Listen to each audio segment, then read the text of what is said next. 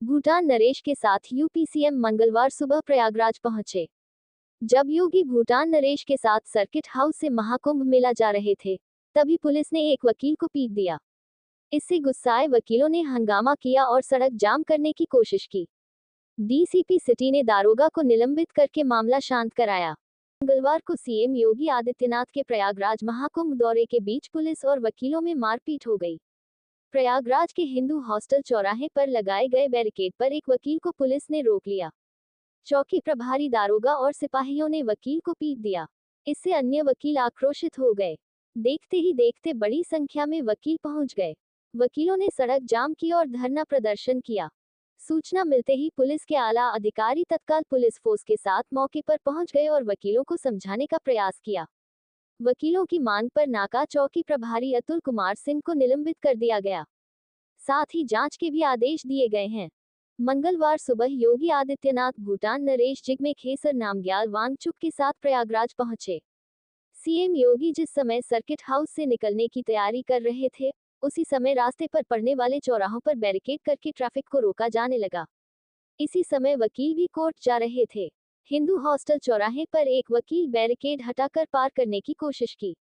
इस पर नाका चौकी प्रभारी अतुल कुमार सिंह से वकील की बहस हो गई। देखते ही देखते बहस इतनी ज्यादा बढ़ गई कि दारोगा अतुल वहां मौजूद अन्य सिपाहियों के साथ वकील को पीटने लगे। अपने साथी को पिटता देख वहां खड़े अन्य वकील भी पहुंच गए। वकीलों और पुलिस के बीच काफी देर तक नोकझोंक चली। जैसे ही इसकी जानकारी पुलिस के आला अधिकारी को लगी तो तुरंत मौके पर पहुंच गए। मौके पर पहुंचे डीसीपी सिटी अभिषेक भारती ने दारोगा अतुल को निलंबित करने के साथ जांच के आदेश दे दिए। किसी तरह से उन्होंने वकीलों को शांत कराया। निलंबित दारोगा को पुलिस लाइन से अटैच कर दिया गया है। वकील और पुलिस के बीच मारपीट का वीडियो अब सोशल मीडिया पर वायरल हो रहा है।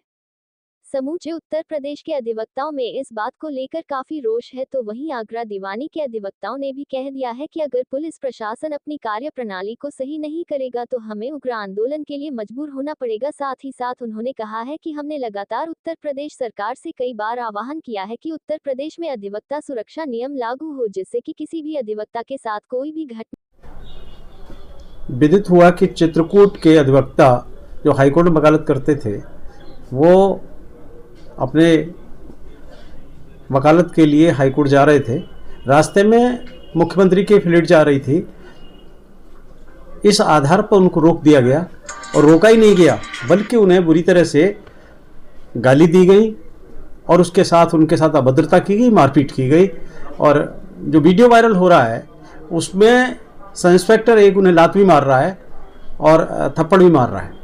तो ये देखा गया, स्वाभाविक है कि वकीलों में आक्रोश पैदा हुआ और उसके बाद वहाँ बहुत बड़ी घटना भी हो सकती थी, वो टाली गई। वकीलों ने केवल अपना वहाँ जाम लगा करके विरोध दर्ज किया था और समूचे उत्तर प्रदेश में इस बात का विरोध दर्ज होना चाहिए, जबकि उत्तर प्रदेश हाई कोर्ट के चीफ जस्टिस महोदय का ये आदेश है और वो स्टैंडिंग आदेश है पुलिस के हर व्यक्ति के लिए कि अगर वकील न्यायिक कार्य से अदालत जा रहा है और वर्दी में है, काला कोट पहने है, तो उसे रोका नहीं जाएगा। लेकिन उसके बावजूद भी पुलिस ने जो हिमाकत की है वो निंदनीय है। और उत्तर प्रदेश बार काउंसिल के मेंबरान से मेरा निवेदन है कि वो इस पर अपना विरोध दर्ज कराएं, चाहे वो एक दिन की हड़ताल के रूप में हो। पूरा समूचे उत्तर प्रदेश का ये संदेश जाना चाहिए कि अधिवक्ता के साथ इस तरह की अभद्रता नहीं होनी चाहिए। अगर कहीं पुनरावृत्ति हुई तो परिणाम अच्छे नहीं होंगे। ये पहले वही तक कल प्रयागराज में पुलिस के द्वारा अधिवक्ता के साथ जो मारपीट की घटना जो सोशल मीडिया पर वीडियो वायरल हो रहा है, दिखाई गई है, इस तरह की घटना को आप कितना निंदनीय मांगते हैं? पूर्व में भी ऐसा देखा गया है कि वकीलों पुलिस के द्वारा अधिवक्ताओं पर लाठीचार्ज वगैरह भी किए गए हैं। ये इस तरीके की पुलिस जो कार्य करती है उसको किस तरीके से आप देखते हैं?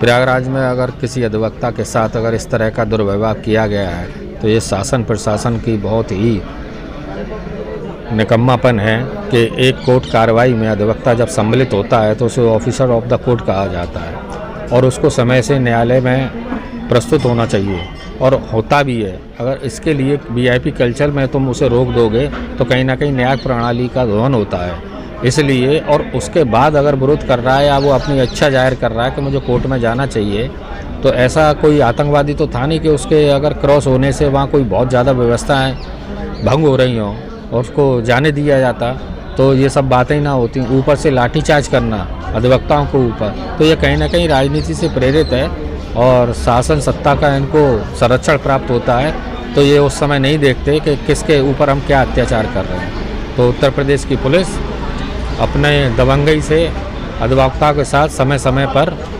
राजनीतिक संरक्षण और अपने आकाओं को खुश करने के लिए लाठीचार्ज जैसे कार्य करती रहती है, जिसका अधिवक्ता समाज विरोध करता है और इसीलिए अधिवक्ता प्रोटेक्शन एक्ट की मांग भी करता है। देखिए, मैंने मीडिया के माध्यम से जो मैंने देखा है, हमारे अधिवक्ता साथी प्रयागराज में वो अपने न्यायिक कार्य से जा रहे थे, फुल यूनिफॉर्म में थे। पुलिस ने उनको रोका और रोक के उन्होंने कहा कि मुझे जल्दी जाना है, मेरी पेशी है, मुकदमा लगा हुआ है। फिर भी पुलिस ने उनकी एक नहीं सुनी और उनको पकड़ा और पकड़ के उनके साथ बर्बरतापूर्वक मारपीट की गई और उनका जो बैंड थी, जो हमारा सम्मान है अधिवक्ताओं का, वो बैंड भी उनकी फाड़ दी गई और उनका कोट भी फाड़ दिया गया और उनके साथ में बर्बरतापूर्वक मारपीट की गई। इससे पूरे प्रदेश के अधिवक्ता आक्रोशित है।